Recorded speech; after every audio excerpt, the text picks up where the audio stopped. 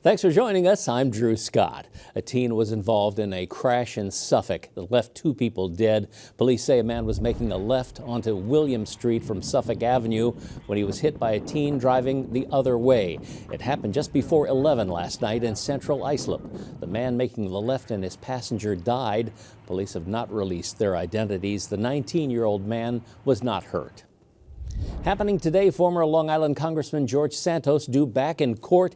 He's set to appear in federal court in central Islip for a conference. Now, Santos faces nearly 24 charges related to alleged wire fraud, identity theft, and campaign finance violations. Only a Newsday, the race to fill Santos' vacated congressional seat has triggered a spending frenzy among outside political groups. There's been over $9 million in broadcast ad spending reserved as of January the 19th. Democrat Tom Suozzi is facing Republican Mazi Melissa Pilip. Democratic groups have spent 7 times as much as Republican-aligned groups, according to a Newsday analysis of expense reports filed with the FEC. All eyes are on New Hampshire today as the race for the 2024 Republican presidential nomination continues. Former President Donald Trump is facing former UN Ambassador Nikki Haley. The tiny town of Dixville Notch held its traditional midnight vote, kicking off the nation's first primary. The polls close tonight at 8 p.m. President Biden and Vice President Kamala Harris will be in Northern Virginia today for their first joint 2024 campaign event. They'll be making a push for reproductive rights. Help is on the way for our storm-ravaged beaches on Long Island. Now, Governor Hochul was at Overlook Beach yesterday announcing financial aid for our battered shores. The town of Babylon's getting millions of dollars to replenish sand on Fire Island as well as repair the Overlook Beach's playground and its pavilion.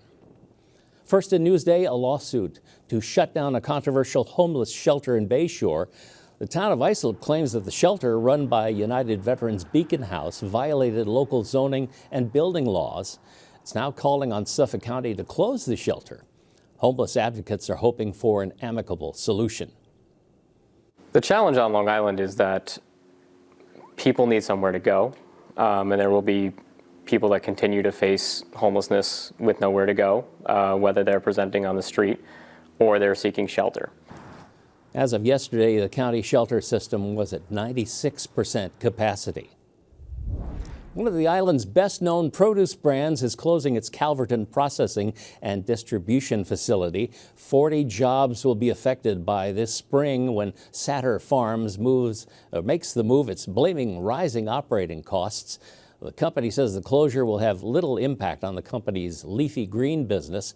It also says it's working to place employees at other farm facilities. Checking out your hyperlocal Tuesday forecast. We're warming up. How about that? Highs around 40 degrees. Mostly cloudy, a chance of a passing shower. Tonight will be in the 30s. Tomorrow, rain returns, highs around 43 degrees. And here's a look at your futurecast. You can see the wet weather moving in tomorrow. A look at your 7-day forecast coming right up.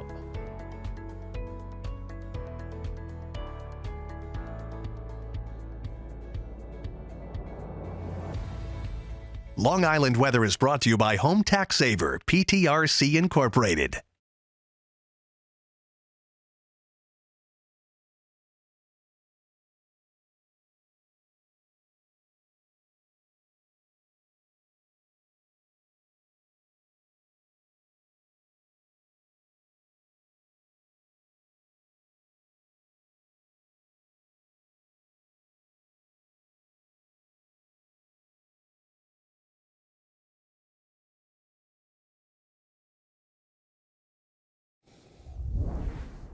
Some local first graders are giving back to their community, and Sherry Einhorn has a story you'll see only in Newsday. This is the hustle and bustle of first graders on a mission. Look how many backpacks! They're working with donated school supplies. Hello. and stuffing them into backpacks they bought with money they raised. Now the tableau. By reading books and getting donations from family and friends. The tableau. Students from Sycamore Elementary School raised more than $2,000. That was enough to buy 144 backpacks that will now be donated to children in the district who need them. The idea came from 6-year-old Joe Pena, who says he's a huge fan of the popular YouTuber Mr. Beast, who often does large giveaways. So he did something nice and that's Very what nice. inspired you? Yes, he did many things nice. Students are also decorating postcards to include in the backpacks to help welcome incoming students. Kind, motivating words. Like what? Like, we are happy you are here. You matter. You are a star. Welcome to Connecticut. And like, you got this. As you can see, the backpacks were such a huge success. The district is now planning more community give-backs throughout the school year. Helping others is a great lesson to learn early on, says Joe's first grade teacher. Those types of character traits and being a good human far outweigh any academic that I could give them, and I want them to, hold on to it, but can only happen with continued practice. In Bohemia, I'm Sherry Einhorn for NewsdayTV. Thank you, Sherry. Read more about the first graders Give Back on Newsday.com. Click Get More below the Newsday TV video box.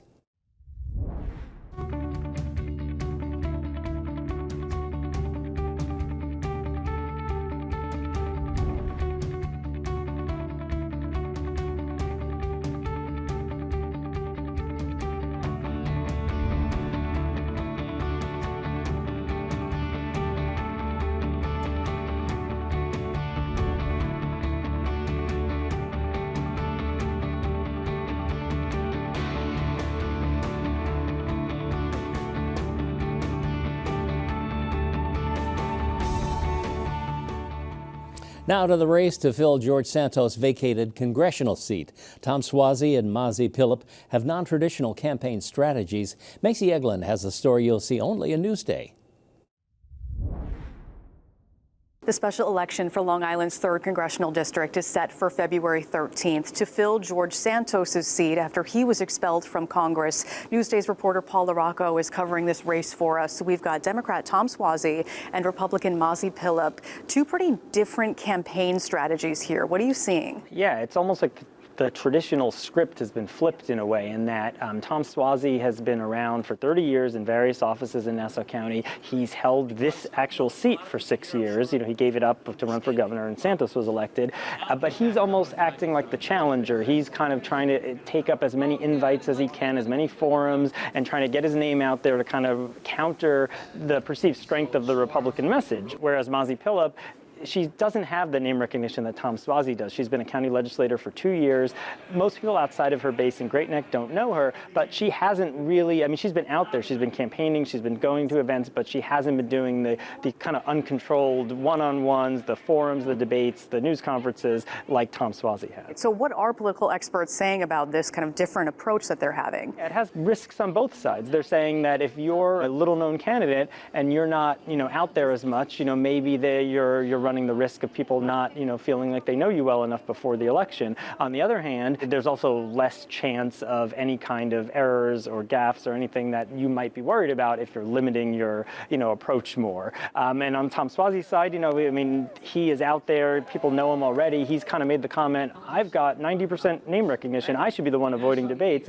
But he's kind of out there almost like the underdog because Republicans have been so successful in recent elections in Nassau County. Right. Okay, so we've got the special election again February 13th, and early voting starts February 3rd. Thank you, Paul. Thank you. And you can read more about the special election on Newsday.com. Just click Get More below the Newsday TV video box.